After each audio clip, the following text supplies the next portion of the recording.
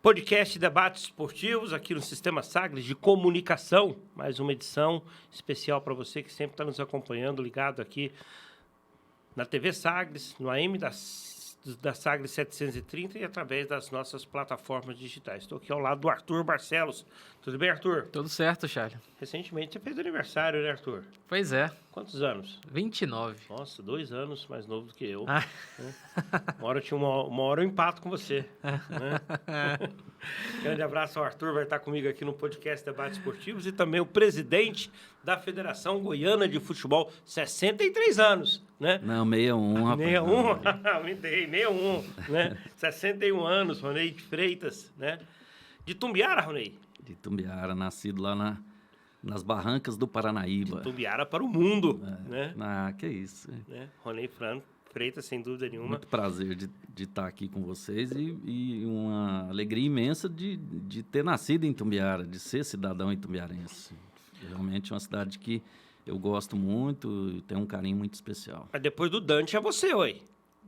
Não, do esporte, depois do Dante é você, oi. Dante que é o bicampeão olímpico, né? A gente é só medalhista olímpico. A gente é só mais um, Charlie, mais uma figurinha daquela cidade que é uma cidade ímpar. E que teve dentro do futebol, principalmente, momentos históricos, talvez temporada de 2008, quando o Tumbiara conquista o título goiano, o ápice, né? Tinha lá como patrono José Gomes, né? Prefeito da cidade, né? Muito influente ali dentro da região, e ele montou um timaço que saiu batendo em Vila, em Goiás, em Atleta. Decisão contra o Goiás, venceu os 2 jogos, venceu lá no JK, venceu também no estádio Serra Dourada e de goleada. Na época eu morava ainda no Pará, né? Era uma coisa assim, meio difícil de entender o que está acontecendo em Goiás. Cadê o Goiás? Cadê o Vila? Né? Cadê o Atlético? Mas o time você vê lá no papel era um timaço mesmo. Tanto que muita gente depois acabou saindo. Caico, o Wellington Saci, goleiro Sérgio, experiente, Landu, Basílio, né? Sim. Tinha um timaço, Henrique, zagueiro, era um timaço do Itumbiara. Né? Bons tempos, né, Charlie? Mas o Ronei, em 2008, já não estava mais em Tumbiara, já estava dentro da Federação Goiana de Futebol, fazendo parte ali, né, da estrutura diretiva da FGF, né, desde 2005 dentro da instituição, né, braço direito do André Pita durante muitos anos, né, atuou na área do marketing, na área do comercial, foi vice-presidente, hoje é presidente da Federação Goiana de Futebol. Mas a gente não vai falar tanto do futebol nas 4 linhas, mas o que tem por trás do futebol e o quanto é importante, né, a preparação. Como fazer o futebol, né? Como fazer, né? O quanto é importante a preparação dos profissionais que vão estar militando dentro do esporte. Falo isso dentro das categorias de base, dentro do profissional, né? Como se preparar um dirigente, né? Como se preparar um árbitro de futebol, né? São várias as profissões que o futebol possibilita, não é só, entre aspas, apenas ser goleiro, lateral, atacante, zagueiro, né? Ronei, a federação, ela, há uns 3 anos atrás, surge a ideia da FGF Academy, né? Academia da Federação Goiana de Futebol. Uma ideia que nasce da sua cabeça. Como é que foi pensar esse projeto? Por que você entendeu que era necessário, né, essa academia? Então, Charlie, basicamente em cima do que você colocou na abertura aí sua, nas suas colocações, que a gente entende, e eu entendi, a gente entendia junto com a nossa diretoria, na necessidade de qualificação dos profissionais, principalmente os profissionais que estavam trabalhando com o futebol goiano. Né? A gente via aí um nível muito baixo com relação àquilo que era praticado. Eu andava muito na questão da base, né, dos jogos da base, nas premiações, acompanhava os jogos da base e a gente via muito a maneira como aqueles garotos que estavam em formação, principalmente, eram tratados ali nos respectivos jogos na sua formação. Então, isso veio de encontro à minha vontade, à minha necessidade, e uma vez a gente tendo poder de caneta, a gente começou desenrolar em alinhar esse projeto da FGF Academia, né? Para que ele pudesse sair do papel. E, graças a Deus, começamos lá na base, colocando como um curso introdutório, exatamente para que aqueles profissionais que estivessem trabalhando nos jogos dos campeonatos que seriam realizados pela federação, eles teriam que ter a obrigatoriedade de ter feito pelo menos alguma quantidade de hora-aula do curso introdutório, que ali tinha vários itens, vários temas em termos de qualificação, ou seja, eram vários profissionais que estavam qualificando, que estavam passando ali dentro do curso aquelas informações, aquela situação, para que, no mínimo, houvesse uma absorção pequena. A gente entende que seria pequena essa absorção, mesmo no primeiro momento, mas que já serviria para a gente estar trabalhando aquilo que era o projeto nosso mais para frente, ou seja, exigir mais qualificação, exigir mais horas-aulas. Foi plantada uma semente. Plantando uma semente, e foi um sucesso. Isso foi realmente os clubes e os profissionais, eles absorveram a ideia, né, pegaram a ideia, achou interessante e, graças a Deus, hoje nós já estamos aí na terceira edição já do introdutório, no módulo 3 do introdutório, e dentro do introdutório a gente já está aumentando o leque de cursos, o leque de situações e de programas para serem aplicados. Todo técnico que trabalha nas categorias de base, a federação ela organiza o Campeonato Goiano e Taça Goiás Sub-13, categoria Sub-17, Sub-13, Sub-15, Sub-17, Sub-20. Depois já é a categoria profissional. Mas nessas 4 categorias, né, para quem trabalha nas categorias de base, é obrigatório só o técnico ou mais alguém dentro de uma comissão técnica de base? Não só o técnico, Charles, todo profissional que trabalha no campo. Profissional que vai para dentro das 4 linhas, o auxiliar massagista, técnico, por exemplo, ele tem que passar por uma qualificação dessa, por um introdutório, uma quantidade mínima de horas-aulas. Então, isso a gente coloca em regulamento. Existe... Quantas horas? Nesse primeiro momento, se não me engano, são 17 horas-aulas no primeiro introdutório.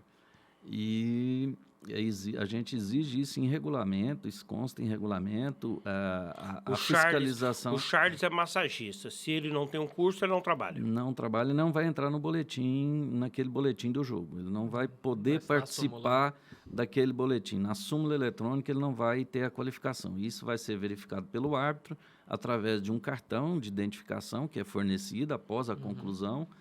Tem o certificado e tem o cartão. E esse cartão é um cartão que ele vai trabalhar nos jogos. Ele tem que apresentar esse cartão e tem que estar constando na súmula eletrônica. E é claro que a gente está falando ainda de um estágio ainda inicial, né, desses cursos, mas você já sente, seja você acompanhando ali a rotina dos jogos, mas também de quem faz parte da federação, traz o feedback para você. Você já sente uma evolução desses profissionais, nesse tratamento com os jovens, na produção desses jogadores? Não tem dúvida nenhuma. O próprio relato da arbitragem, dos profissionais de arbitragem... É a arbitragem que mais sente, né, isso, talvez. Já é significante para a gente a questão da melhoria que houve desses profissionais que estão participando dos jogos, dessas competições promovidas pela federação. Querendo ou não, né, Charlie? Os treinadores, as pessoas que estão ali, os adultos, né? Eles são um exemplo para esses garotos, não só para eles continuarem essa carreira como jogadores, mas também como cidadãos. E assim, o Ronei falou da experiência dele de acompanhar alguns jogos, eu também já acompanhei alguns jogos, não sei se foi isso que você também percebeu. Às vezes eu enxergo uma cobrança muito excessiva num jovem, num menino uma pressão muito grande. Formando, está sendo introduzido dentro do esporte, né? Ah, mas no futebol é assim. Não é assim. Não pode ser assim. Eu acho que o curso da FGF Academy, ele veio para mostrar que é diferente. Charlie, e aí eu ouvia muito palavras de baixo calão. Então, eu vi um exemplo que eu ia citar em cima do que você colocou. Eu fui acompanhar uma final do Sub-13. E aí foi na UAB. Aqui na Nós UAB. estamos falando de menino de 12 anos. E aí, a gente que entende de futebol, você vê o moleque bater na bola, você sabe que o cara um moleque que sabe jogar, que ele é realmente um craque, né? E tinha um número 10 de uma equipe, não me lembro o nome da equipe agora, que para mim ele é habilidosíssimo. Para mim era um dos melhores jogadores da equipe. E aí, no intervalo, eu ali esperando para a gente entregar a premiação e tal. Rapaz, se você vê a palestra que o treinador deu para cima desse menino, falando palavras de baixo calão, porque o time estava perdendo, e isso me desanimou, sabe, com relação a essa situação. Charles, o menino no segundo tempo não pegou na bola. Não pegou na bola. Se o jogador profissional ele é suscetível a uma discussão em campo, há uma pressão que vem externa, da torcida, de um técnico, da imprensa. Imagina um jovem de 12, 13 anos. Ele saiu do jogo completamente, foi preciso até de ser substituído, ou seja, eu imaginei, foi pelo psicológico, pelo tratamento ali que o professor deu naquele momento. Então, a ideia é exatamente essa, é da gente qualificar esses profissionais para que a gente possa ter esses moleques aí, esses meninos aí que nós estamos falando, numa qualidade muito melhor e para representar bem o nosso estado, de repente, a nível internacional até, né? Com certeza. E hoje, os profissionais que estão envolvidos nessa formação, eu lembro de um período de ler o nome do Arthur Neto, que é um treinador super experiente, hoje trabalha nas categorias de base do Atlético. Quem que faz esse trabalho desses cursos? Nós temos uma coordenação, dentro dessa coordenação nós temos um coordenador psicológico e tem o coordenador geral, e aí também tudo passa para mim, para a gente poder aprovar essas pessoas. O conteúdo, né? O conteúdo já vem obviamente, já discutido, né? E nós temos aí os palestrantes. Aí a gente vai fazer o convite para os palestrantes, para as pessoas dentro daquela determinada área. Aí cabe a mim a gente contratar essas pessoas para que eles possam dar o melhor naquele curso, naquela palestra, né? Dentro daquela área. E é cobrado o curso? Existe uma taxa? Existe uma taxa mínima para quem é filiado. Se não me engano, está R$100 e poucos, R$120. Pelo curso todo? Todo o curso. Barato. Se não me engano, o curso vai aí 3 meses, alguma coisa nesse sentido. E para clubes que é afiliados, né? A federação subsidia isso, e quem não é afiliado aí sim tem um valor maior, se não me engano está em torno de R$500. O Charles assim. Que não trabalha no meio e quer fazer o curso, de repente tem um interesse, ele tem que, aí vai ter que desembolsar um pouquinho a mais. E que tipo de feedback os clubes te dão?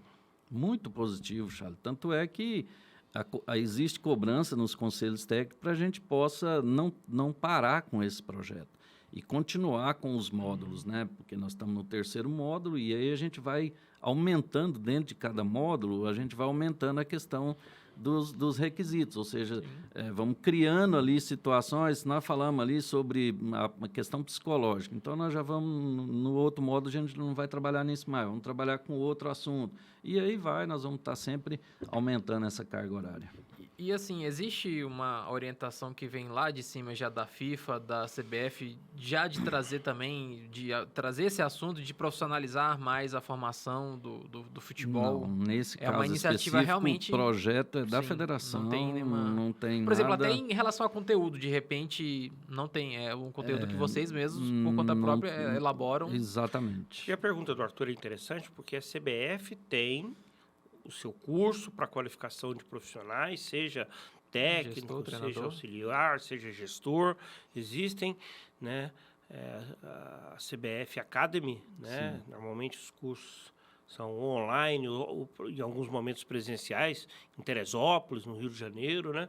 Como é que a CBF enxerga esse movimento? Ela apoia, fala assim, legal o que você está fazendo, mas é só um apoio, assim, tipo um joinha, ou ela começa a entender que é um projeto que tem que estar em outras federações? Charles, não tem dúvida nenhuma. Eu acho que tem que entender por esse lado, né? Tem que se expandir isso, mas obviamente que isso vem de cada presidente de federação. Acho que tem que ter iniciativa também, tem que ter querer também. Tem algum outro estado? Saiba não, porque eu não tenho conhecimento. A gente conversa muito com os presidentes de federações, mas eu não vejo nenhum estado que já está nesse processo mais avançado como nós estamos. Me espelhei muito, igual você colocou, na questão da CBF, da Academy, né? até porque eu sou da primeira turma de gestão, eu sou formado na primeira turma de gestão da CBF. E foi muito bom o curso. Para mim, profissionalmente, foi muito bom. E aí eu vi ali que a gente precisava de estender isso para os dirigentes aqui do Estado de Goiás. Tanto é que agora nós abrimos, já está em curso, o curso de gestão da FGF. Então é mais um uma curso das novidades, dentro Então, da assim, academia. exatamente. Nós estamos indo aos poucos, mas nós fizemos um introdutório que foi para atingir os profissionais que estão trabalhando no nosso futebol e agora nós estamos abrindo a questão da gestão também para todos aqueles que querem trabalhar no futebol, ou seja, para se formar gestores e que sejam gestores que venham nos ajudar a crescer o futebol goiano. Você está usando o termo pessoas que trabalham no futebol, e aí agora há pouco eu falei, então, quem trabalha na imprensa pode procurar a federação que vai Com ter certeza. o apoio, vai ter o valor aí, Meu sonho, digamos, Charles. simbólico, né? Seria importantíssimo. Meu sonho, né? Eu acho que porque... quanto mais qualificação, Nossa, seja meu para quem sonho. está ali no campo, seja para quem está com o microfone na mão, é necessário. Mas eu falo, a imprensa tem esse acesso, o funcionário do Goiás, o funcionário do Vila, o funcionário da Napolina, eles também têm Claro. esse acesso. Quem Até quiser, porque, Charles, tem módulos que atingem aí também a questão de, por exemplo, registro e transferência. Nós temos módulos que atingem isso lá dentro do próprio curso introdutório. se não fizer direitinho, perde até campeonato, né? Então, assim, é aberto.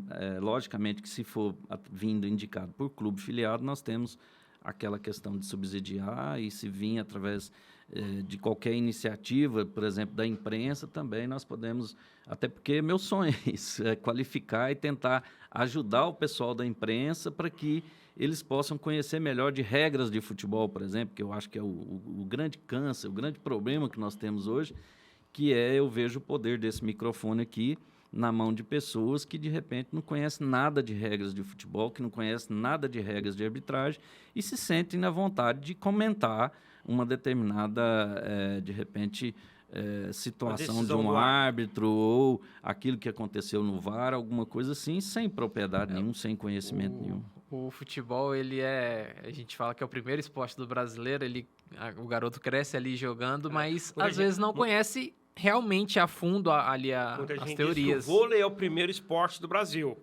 Futebol é religião. E aí tem muito essa dificuldade, né? E até por isso eu acho que existe hoje muito mais essa preocupação, aqui a gente está falando da academia da FGF, de profissionalizar, né, o futebol, de tornar ele realmente... porque a gente está falando de um esporte de alto rendimento, mas que ainda assim ele é tratado de uma forma muito... na prática, né? Mas a gente precisa de ter mais conteúdo para falar. Às vezes as análises são rasas. Sim. Não existe tanto conteúdo para a gente trazer. Você tem uma ideia, dentro da FGF Academia, nós trouxemos também a questão do curso de arbitragem. Nós formamos agora, se não me engano, 80 e poucos profissionais que estão certificados, né, se não me engano, com 72 horas aulas. Um curso bastante aplaudido, bastante interessante, com altos profissionais ministrando, né? E realmente foi um sucesso também isso. Formou uma turma grande que eu imagino aí que se nós aproveitarmos aí 20% a 30% dessa turma que formou agora, nós já estamos num lucro muito grande, né? A federação, o futebol goiano já está num lucro muito grande, porque hoje em dia você buscar árbitros de futebol não é fácil. Quase ninguém quer mais apitar, fazer trabalho de arbitragem. Mas foi importante, foi bacana, já estamos abrindo novas turmas agora, então esse trabalho vai ser, depois da criação da FGF Academia, ele deverá ser anual. Então, todo ano a gente quer estar trazendo novas turmas, a gente quer estar trazendo essas expectativas aí, principalmente na questão da arbitragem. É interessante a gente ver que tem gente ainda realmente procurando e interessada, né, em fazer isso. Eu conheço só um jornalista que já fez esse curso. Quem? Rafael Bessa. Ele fez algum... Acho que ele não... não concluiu, né, para virar árbitro. Mas foi importante. Mas é um movimento importante. E ele tem um conhecimento realmente, ele sabe tudo. Ele sabe. Eu nunca fiz o curso, mas assim, quando a gente tinha alguma dúvida em relação, e até hoje, quando eu tenho alguma dúvida em relação a algum lance que está gerando polêmica, eu tenho a necessidade de perguntar para um árbitro. né? Eu tenho contato de alguns. Olha, esse lance, por que o árbitro marcou assim? Às vezes é um lance interpretativo, eu achei que foi pênalti, o árbitro que não, aí é uma outra coisa, né? A interpretação sempre vai existir, mas às vezes uma questão técnica, assim, ó, o VAR fez essa observação, tá correto? E tá correto por quê? Sabe? E os árbitros são muito acessíveis, eles têm, claro, aquela questão do protocolo, de não conceder entrevistas, né? Claro. Que é um protocolo mundial, não é só aqui na Federação Goiana, mas eles são acessíveis quando não estão envolvidos de forma direta ao jogo para esse tipo de esclarecimento, né? O curso de arbitragem tem o seu lado teórico e seu lado prático, exames, condicionamento físico. Com certeza. São pilares que ele precisa São pilares avançar. que ele tem que ir desenvolvendo, e tem depois também a prova final, que é no final do curso, onde ali você vai qualificar ou não, aí cabe aos profissionais que estão ministrando, né? De dar aprovação ou não. Então, é todo um trabalho físico, psicológico, mental e teórico também. Quem apita no futebol amador, ele passa pelos cursos E o da futebol federação. amador aqui em Goiás é muito forte.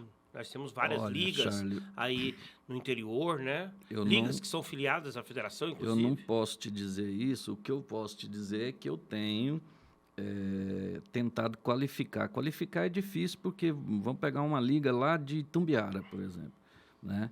Eu não tenho condição de estar pedindo esse pessoal para vir aqui todo fim de semana, porque a gente sabe que isso é dispendioso, é caro e tal. Mas a gente tem procurado, através da liga local, fazer assim uma qualificação que seja rápida. Uma coisa assim de fim de semana, para que eles peguem o quadro deles Intensivão, ali. né? E aí a gente está mandando os nossos profissionais lá para fazer isso. Estou criando lá dentro da federação uma estrutura para que isso possa ser feito via online. Nós estamos fazendo isso lá, até por conta da FGF Academia também. Eu vou criar como se fosse um estúdio, para que a gente pudesse atender.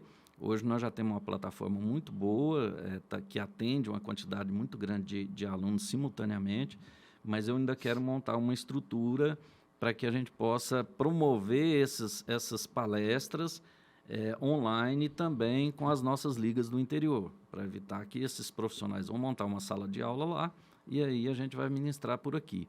Isso também para facilitar o trabalho das nossas ligas, principalmente as ligas filiadas. Você falou assim, tem muita gente que às vezes começa, mas não continua na arbitragem, desiste no meio do caminho, né?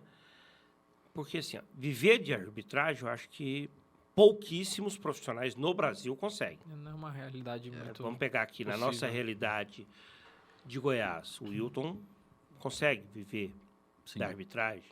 O Bruno, o Fabrício... Agora sim, por né? ser FIFA, né? Por serem FIFA, né?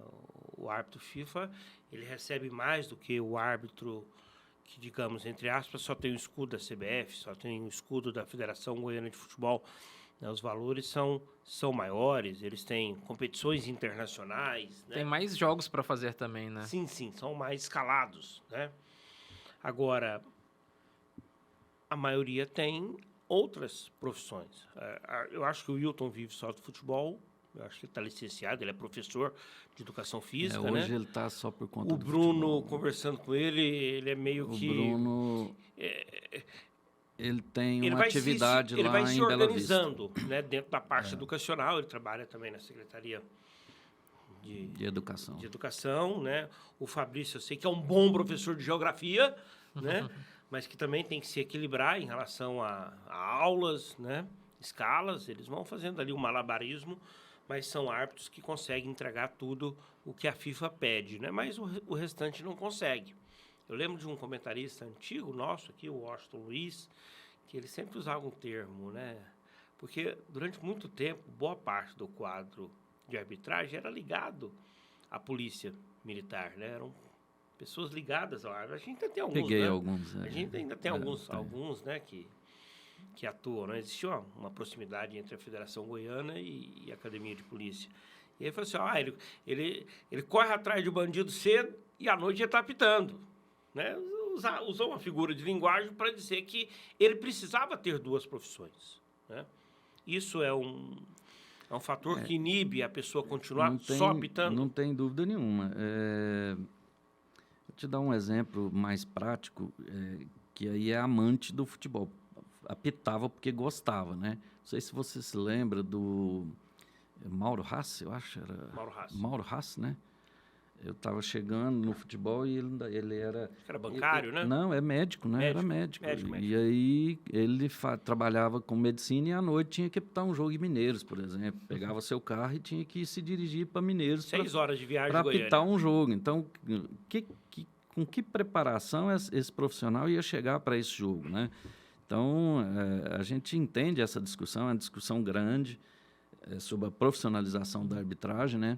Mas eu, particularmente, vejo isso aí como, no Brasil, principalmente, muito difícil de acontecer. Inviável até. Vou te dar um exemplo. Eu tenho hoje, no nosso quadro lá, cerca de 120 profissionais, um exemplo. Entre árbitros e assistentes.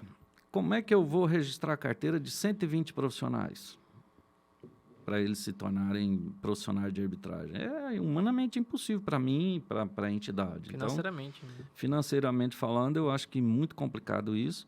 Tem que realmente se discutir alguma coisa para melhorar essa situação, mas vejo com uma situação meio complicada. E é uma realidade que, na verdade, é mundial, né? Isso acontece em vários países na Europa, não é? É muito raro, na verdade, ter um país que o árbitro só vive daquilo. A gente fala de Inglaterra, de Itália, de Espanha, que são países, né, de alto nível no futebol. E a cobrança em cima de um árbitro é muito grande, né? Ela vem dos clubes, jogadores, imprensa, torcida, né? É uma classe bastante cobrada, a questão psicológica também, né? E até mesmo para a gente fechar esse primeiro bloco, Rony, que tipo de trabalho e apoio psicológico, Federação, CBF, dão aos árbitros? Nós temos uma equipe, né, Charles? Na comissão nossa de arbitragem, nós temos uma equipe hoje, a comissão local e a CBF também na comissão nacional. Existem esses trabalhos que são feitos, principalmente na época do Campeonato Goiano. Essa equipe atua constantemente. É um trabalho toda rodada que a gente feito hoje. Tem mais consulta do que jogo. Eu pago hoje um profissional da área de educação física, eu pago hoje uma área na PUC, lá para que eles possam fazer esse trabalho de aperfeiçoamento físico. Então, assim, não para. O pessoal de arbitragem, eles, por mais que as pessoas entendam que não tem a profissionalização, mas eles são profissionais. Sim. Então, eles se cuidam, né? E a gente também procura dar o mínimo, mas dentro de uma realidade. Semana passada, por exemplo, foi feito uma reunião com eles num hotel de atualização de regras, né? Onde todos estavam presentes. E aí, ali nós estávamos ali com o Wilton como palestrante, com o Bruno, né? Com essas pessoas que realmente traz aí uma responsabilidade maior para a arbitragem goiana. E isso é importante. Hoje mesmo, em off, a gente estava conversando, a gente deve nomear, dentro da FGF Academia, nós vamos nomear a área específica para a arbitragem, que seria um apoio aí, juntamente com o nosso sindicato dos árbitros, para que se desenvolvam mensalmente e não aleatoriamente, mensalmente, algumas ações para que possam melhorar e qualificar ainda mais a questão das regras de futebol para os nossos árbitros que já estão formados, que já estão atuando. Né? E isso vai ser importante porque nós vamos contar aí com o apoio também de pessoas que têm essa qualificação para poder ajudar no trabalho dessa arbitragem nossa. Rony Freitas vai continuar com a gente aqui no podcast Debates Esportivos. No bloco seguinte, a gente vai falar sobre futebol feminino, né? Uma bandeira aí que a Federação Goiana de Futebol, né, precisa estar com ela lá em cima o tempo inteiro, né? A gente já enxergou muitos avanços aí nos últimos anos. O Campeonato Goiano tem 8 equipes, um número significativo, né? Tá rolando aí o Campeonato Goiano de Futebol Feminino. A gente volta rapidinho com esse tema aqui no podcast Debates Esportivos.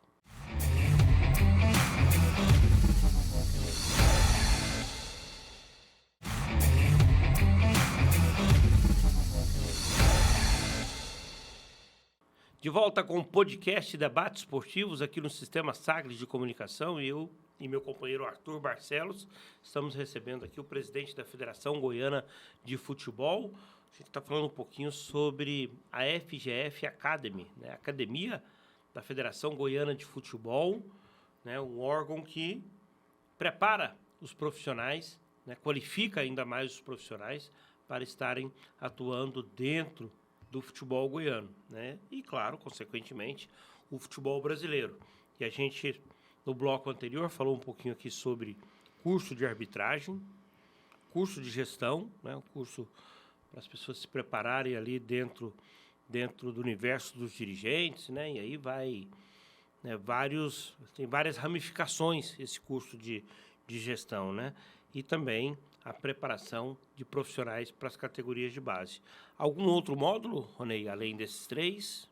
Não, nós estamos trabalhando agora, Charles, já, mas isso eu imagino que seria mais para o ano que vem. Aí a gente vai tentar trabalhar módulos mais específicos, que seriam voltados para registro de atletas, departamento departamento jurídico. Vamos trabalhar no campo também a questão de preparador de goleiro, e aí a gente vai tentar fazer vários cursos mais específicos para cada área, para a gente possa atingir os profissionais de cada área. Nesse momento agora, nós procuramos atingir um no geral, né, que foi a questão do introdutório, que tinha várias situações de conhecimento geral, e agora, imagino que para 2025 a gente já vai começar a trabalhar esses cursos mais específicos. Ronei, e um detalhe que eu queria ver contigo é a questão do ex-jogador de futebol. Nós temos muitos ex-jogadores na imprensa, né? Comentaristas, ex-árbitros de futebol comentando também, analisando, né? O curso, vou dizer nem tanto a arbitragem, que às vezes não nos dá tempo de ser jogador e depois virar árbitro de futebol. Mas no curso de preparação para a categoria de base, no curso de gestão esportiva, dentro da FGF Academy, esses jogadores frequentam? Muito pouco, Charles, a não ser quem está por exemplo, quem é técnico do Goiás na base, lá, um atleta lá que esteja lá trabalhando no Goiás, que está aproveitando, ou no Atlético. Esse sim, obrigatoriamente, eles têm que passar pelo introdutório, né? Mas na questão de gestão mesmo, não vi nenhum nome ainda interesse deles buscarem. Desses ex-atletas aí de estarem procurando o curso de gestão para fazer, não. Quem tem o curso da CBF vale aqui isso é uma questão que a gente não fez, não condicionou. Quem fez o curso da CBF obrigatoriamente vai apresentar o seu cartão como curso da CBF, mas não há necessidade, obrigatoriedade de ter passado pelo nosso curso. Ronei, futebol feminino. Tem uma vez que eu sentei na sua sala e a gente conversou um pouquinho sobre vários assuntos. Você concedeu entrevista para mim, mas a gente falou também sobre futebol feminino. Você estava ainda na condição de vice-presidente ainda você estava para assumir o cargo, já tinha ganhado a eleição, mas o André Pita estava no final do mandato. E você falava da dificuldade do futebol feminino no quesito profissionalismo dos clubes.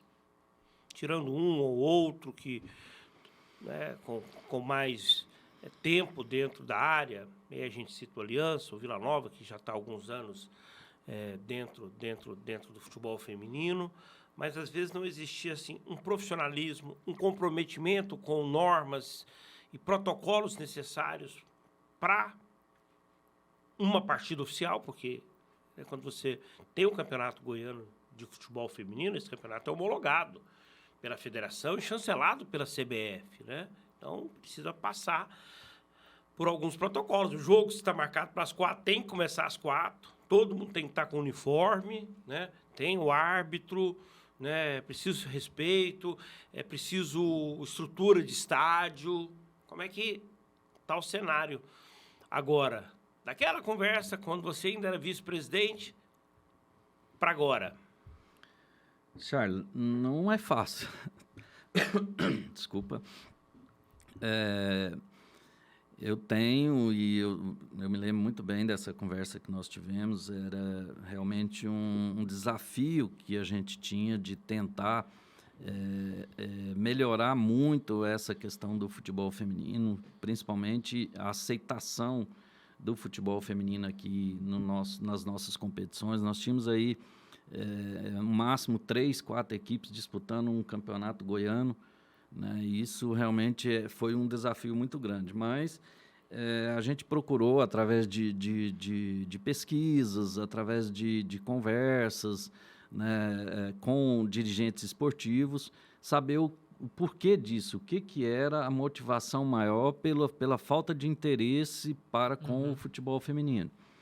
E uma das situações realmente foi essa, que no futebol feminino o pessoal tinha muito medo de participar das competições da federação pela situação que a gente emprega e que a gente é obrigado a empregar, a colocar nas nossas competições, que é cumprir aquilo que está escrito, aquilo que está no regulamento. Então, existia realmente uma preocupação muito grande deles com relação, porque me parece que nas competições não oficiais que eles disputavam por aí, disputam ainda, marca-se um jogo 8 horas da manhã, ele começa 9, né, e aí espera-se para realizar, porque tem aquele comprometimento ali e tal, e coisa que nós nas competições nossas a gente não pode aceitar, a gente não pode permitir esse tipo de coisa, né?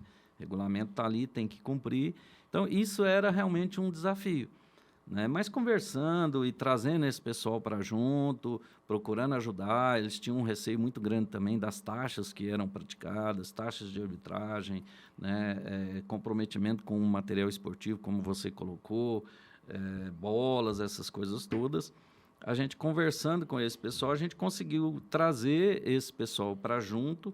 E hoje, graças a Deus, nós estamos com a competição aí, onde estão participando 8 equipes, né? A CBF contribuiu muito com isso também, na divulgação, né? Naquilo que vem sendo feito na CBF com relação à valorização do futebol feminino também. Realmente, a CBF está fomentando, porque quando a gente fala fomentar o futebol feminino, a gente não fala assim, precisamos pagar altos salários, salários melhores para as jogadoras da seleção brasileira, né? A gente fala do fomento lá embaixo. Ela fomenta, Charlie, o futebol brasileiro, né? As competições do feminino do brasileiro. Ainda não chegou esse fomento até os campeonatos regionais, até as federações. Chegar, viu, Ronê? Assim, mas isso, eu vou chegar nesse assunto. E aí, com a promoção de competições, hoje tem o Brasileiro Feminino Sub-17, tem o Brasileiro Sub-20, tem o adulto, então isso já fez e criou-se uma visibilidade boa para o futebol feminino. Com isso, houve também, por parte dessa nova gestão agora da CBF, a criação de um projeto que é o CBF Transforma. E dentro desse projeto, que vem através de recursos da FIFA e também recursos que o próprio Edinaldo vendeu as aeronaves, não sei se vocês ficaram sabendo daquelas situações, então criou-se uma verba para que fosse destinada às federações, para que a gente pudesse promover competições, e aí a gente tem uma escolha entre o Sub-15 e o Sub-17 do futebol feminino. E isso foi agora recente, eu até apresentei um projeto eu escolhi o Sub-17, para que a gente pudesse realizar uma competição Sub-17, exatamente em cima daquilo que a gente previu aqui, que viu aqui, que era a dificuldade de trazer filiados para dentro da federação. Então, eles permitiram que a gente acrescentasse equipes que não sejam filiadas. Então, eu vou poder pegar a equipe do bairro tal, a equipe do outro bairro, a equipe da cidade tal. Porque uma coisa que eu reparei, eu até tracei esse debate certa vez com a Central Única das Favelas, isso, a CUFA. Eu até lembrei na hora disso, né? Que é um projeto muito bacana através da Taça das Favelas e tem em cada região, um bairro, enfim, tem cidades. E tem 20 times de mulheres. E o campeonato chegou um momento... Tem muita gente querendo futebol, né? E chegou um momento que o campeonato grande tinha 3 equipes. Mas existe uma diferença grande, Charles, a gente não pode fazer comparação. É isso que eu te falei. São situações assim. A Taça das Favelas é realizada uma vez só, né? Existe uma visibilidade grande ali em cima disso, a própria TV Globo por trás, né, da realização desse evento. E aí, consegue-se pegar a equipe, se você for pegar as equipes que estão jogando lá na Taça das Favelas, são equipes que não são equipes igual nós temos uma equipe, o Aliança, o Vila Nova, são equipes que eles formam ali Para o torneio. Para o torneio, específico para aquele torneio. Tanto é que pega-se jogadores da equipe do Aliança, pega-se jogadores da equipe do Vila, para complementar determinadas equipes ali para fazer parte daquele torneio. É um grande evento? É um grande evento. A gente tem que parabenizar, valorizar. Eu acho bacana, surge ali, de repente, revelações para serem aproveitadas, não resta dúvida nenhuma. Mas aí a dificuldade, e a gente tentou e conseguiu convencer a própria CBF para que a gente incluísse essas equipes não filiadas no projeto. E a gente teve sucesso nisso. Eu devo realizar essa competição aí, muito provavelmente em outubro, novembro, após o término do Campeonato Goiano Feminino. E aí a gente vai poder contar com essas equipes e subsidiar muitas despesas para que possa ter aí um incentivo e, de repente, a gente possa trazer mais atletas e revelar atletas. Hoje, quais são os subsídios que o Campeonato Goiano de Futebol Feminino tem? Então, baseado também nessa vontade minha de valorizar o futebol feminino, no Conselho Técnico a gente propôs coisas inéditas para o futebol feminino. Hoje nós estamos com 8 equipes participantes, sendo que eu forneci todo o material esportivo para eles, 2 jogos de camisa para cada equipe, todas as bolas necessárias para disputar a competição, inclusive para treino. A gente forneceu, está pagando toda a taxa de arbitragem do campeonato, exceção a deslocamento. Se tem deslocamento, é de responsabilidade do clube, mas a taxa de arbitragem em si nós estamos pagando, né? E também, Charlie, como inovação, a gente está fazendo uma premiação em dinheiro. Isso já é novidade, é uma premiação pequena, mas já serviu de incentivo muito grande para as equipes. Nós estamos dando R$30 mil para o campeão e R$15 mil para o vice-campeão. Então, isso também é inédito, né, em termos de futebol feminino, e eu entendo que isso, de repente, também possa fazer com que a gente possa ter um incentivo maior e trazer mais equipes para a competição. No futebol feminino esse ano, Arthur, nós temos Abadia, Aliança, Atleta de Jesus, o Atlético Goianiense, Fluminense, Trindade, Flu Goiânia, Trindade, Vasco de Itaberaí e Vila Nova. E só antes da sua pergunta, Arthur, só uma consideração que eu acho muito importante para situar o telespectador, o ouvinte, o nosso internauta, né? Todo clube que disputa a primeira divisão do Campeonato Brasileiro, ele tem por obrigação ter um projeto de futebol feminino para disputar uma competição oficial. O Atlético, por exemplo, não disputa o Campeonato Brasileiro, nem da Série A, nem da Série B e nem da Série C, Campeonato Brasileiro de Futebol Feminino, mas ele tem por obrigação disputar o Campeonato Goiano. Então, acaba sendo um projeto curto, né? É um projeto aí durante o Campeonato Goiano. Aí, quando termina, o Atlético desativa o time, infelizmente, né? O Vila vai na contramão, porque o Vila mantém o time, né? Inclusive, buscando, ter um calendário de categorias. Isso aconteceu de base, com o Atlético, né? E já aconteceu com o Goiás, né? O Goiás, sempre quando tem essa parceria mais estreita e mais forte com a Aliança, é motivada por essa obrigatoriedade de estar na Série A, como nesse ano o Goiás está na Série B, não tem essa obrigatoriedade. Então, ele não apoia o Aliança como apoiou. Eu falo não apoia, ainda apoia, porque ele está cedendo o espaço para eles treinarem lá, né, ali no Coimbra Bueno, que eu acho muito legal, do Goiás. Mas não tem aquela situação de pagar comissão técnica, deixar o time utilizar a camisa do Goiás, material esportivo.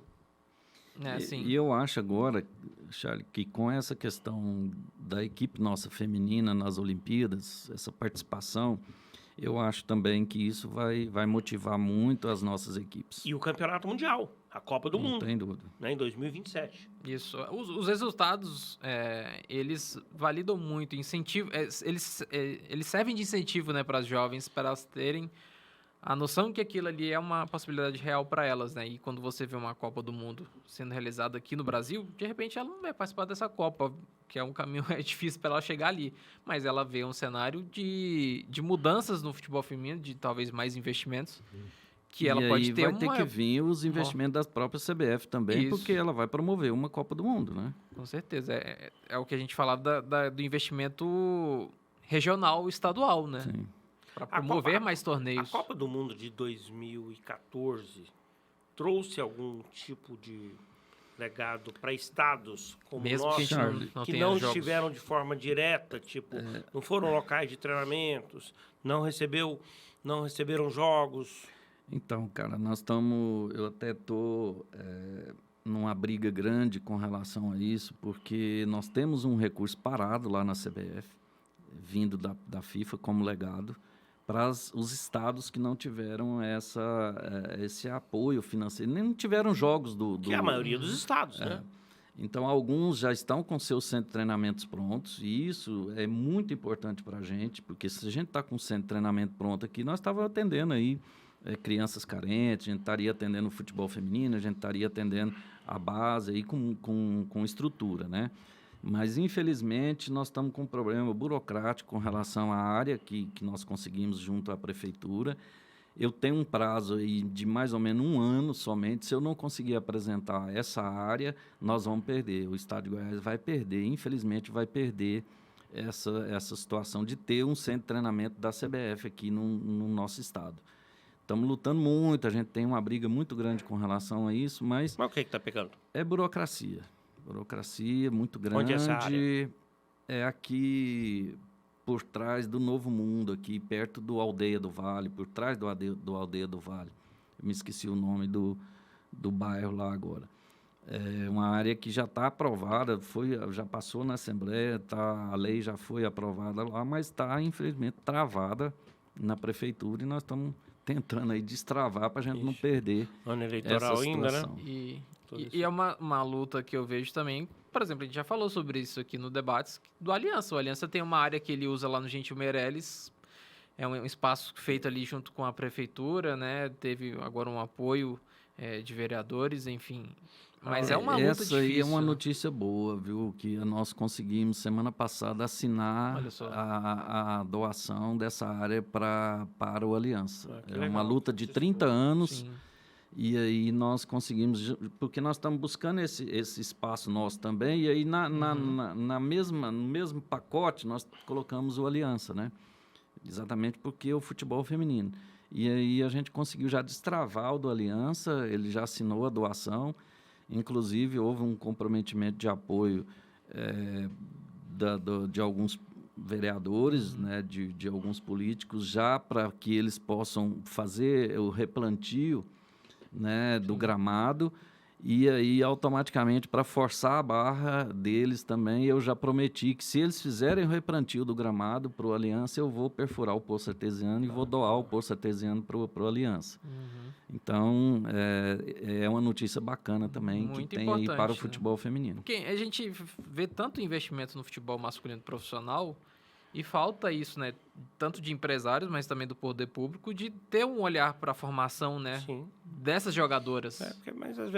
Mas assim, às vezes o produto final traz mais visibilidade. Sim, né? Sim, e é natural isso. E assim, não enxerga que para ter o produto final, teve que ter o produto inicial. Não tem exemplo melhor do que a gente está vendo agora e depois também nas Paralimpíadas, dos atletas, né? Da história. A gente conhece as histórias dos atletas que estão ali, né? Da realidade deles, do caminho que foi chegar até Paris, né? E isso acontece também no futebol. E tomara que essa realidade possa mudar, e são com ações como essa que o Ronei citou aí, desse fomento, né? Ações como, né, a FGF Academy, né, que tem essa preocupação de estar preparando, né, profissionais desde lá de trás, que estão trabalhando com jovens de 12, 13, 14, 15, 16, até estarem prontos para o profissional. Só para fechar, já que a gente estava falando do futebol feminino, dentro dos cursos que são oferecidos pela federação, a procura de mulheres por esses cursos, como que o senhor avalia? É uma boa pergunta.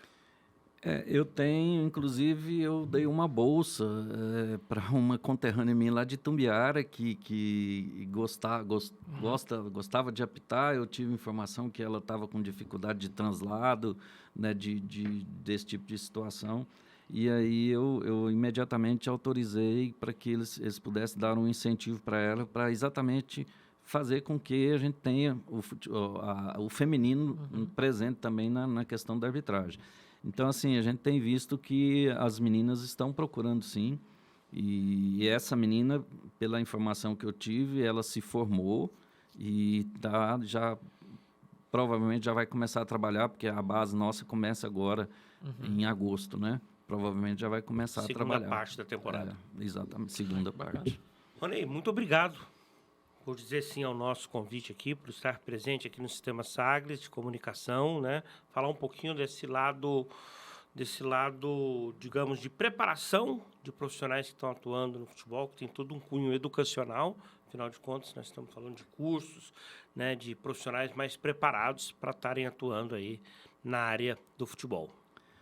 Charles, eu é que agradeço a oportunidade e eu me sinto muito à vontade para falar sobre isso, até porque eu gosto muito dessa situação e eu acho que a gente ainda está fazendo muito pouco ainda, né? A gente tem muito o que fazer ainda nessa questão.